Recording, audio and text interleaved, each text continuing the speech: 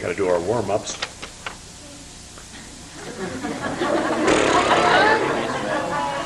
Wow. Okay. This book that I'm reading from is the Colorado Book, which is a collection of excerpts from books that include stories about Colorado. This particular one is from Little Britches by Ralph Moody. When we lived in East Rochester, Mother used to let Grace and me take the money to pay the grocery bill every Saturday. Mr. Blaisdell always gave us a little bag of candy when we came in to pay, but since we had moved out to the ranch, we never got any. I liked all kinds of chocolate, but I liked the bitter kind Mother baked cakes with best. The last Christmas before we came west, she had made fudge with some of it. It was the best candy I ever tasted. I got thinking about fudge, and one night I asked her when she was going to make some more. She said maybe she'd make some when Christmas came. But sugar cost too much to be using it up in candy we didn't need. The more I thought about fudge, the more I thought about the bar of baker's chocolate we got with our last groceries, and the more I wanted some of it.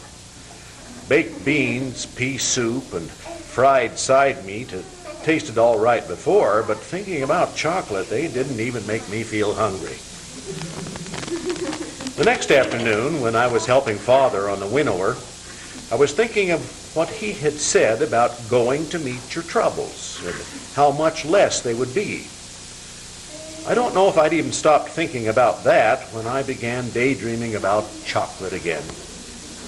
It was right then I got the idea. If I should whack a chunk off the end of that bar of chocolate, Mother would be sure to miss it. Then, before she had any idea who had done it, I could confess and probably wouldn't even get a spanking for it, any more than I did for going up to 2 dogs. I waited till she was out feeding the chickens, then told Father I was thirsty and thought I'd go in for a drink of water. All the time I was going into the house and getting the bar of chocolate down out of the cupboard, my head kept wanting to think about tearing boards off my house. But I wouldn't let it. I told myself that was only when you did things you shouldn't and then lied about it. I wasn't going to lie at all about the chocolate.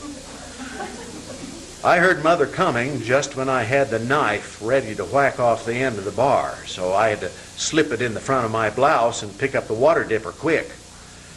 Before I went back to help Father, I went to the barn and hid the bar of chocolate back of the curry comb box. All the rest of the afternoon, I didn't look at Father. I tried to get him to let me go over to see Willie Aldevote, but he wouldn't. Every time he spoke, it made me jump, and my hands got shaking so I couldn't hold the pieces still enough for him to solder.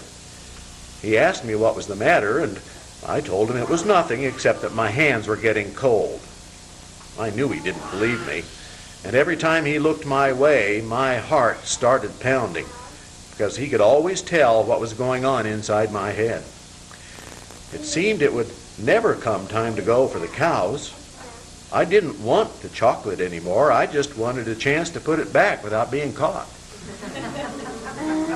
On the way out for the cows, my heart stopped pounding so hard and I could think better.